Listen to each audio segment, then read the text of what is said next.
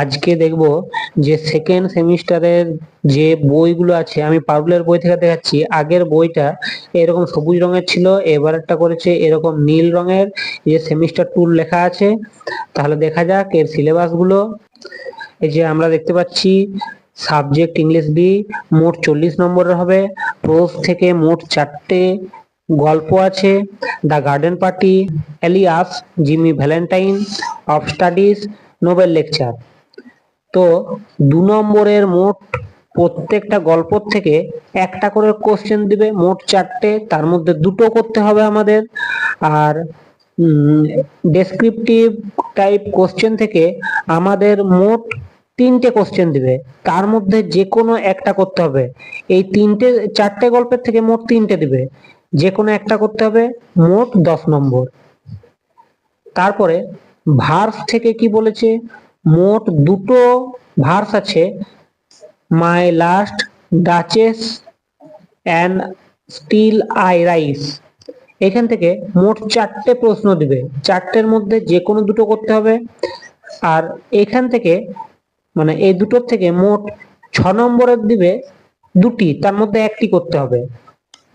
Total mark 10 নম্বর হয়ে যাচ্ছে। এই যে নিচে লেখা আছে any 2 out of 4 question of 2 marks and total marks 2 into 2 equal 4 marks and any 1 out of 2 questions of 6 marks, দুটোর মধ্যে একটা করতে হবে। আর এখানে যে লেখা আছে এই যে উপরেরটাতে গল্প থেকে দিয়েছে 3টে কোশ্চেন, তার মধ্যে একটা করতে হবে।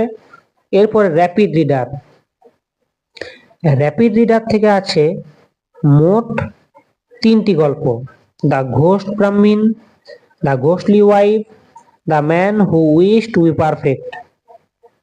তো এইগুলো মোট 3টে কোশ্চেন দিবে এগুলোর থেকে। এখানে কিন্তু 6 নম্বরের প্রশ্ন নাই, 5 নম্বরে আছে। তো 3টে কোশ্চেনের মধ্যে একটা করতে হবে, মোট 5 নম্বর। এরপরে নন টেক্সচুয়াল গ্রামার, গ্রামার থেকে কি কি আসবে আমরা দেখে নেব। নন টেক্সচুয়াল গ্রামার থেকে আসবে টেন্স আসবে, ভয়েস চেঞ্জ আসবে, ফ্রেজাল ভার্ব আসবে, যেগুলোকে গ্রুপ ভার্ব বলি, preposition, clause, participle, gerund and transformation of sentence, fill in the blanks, direction, 0.5 marks into 6 to be attempt from all topics covered।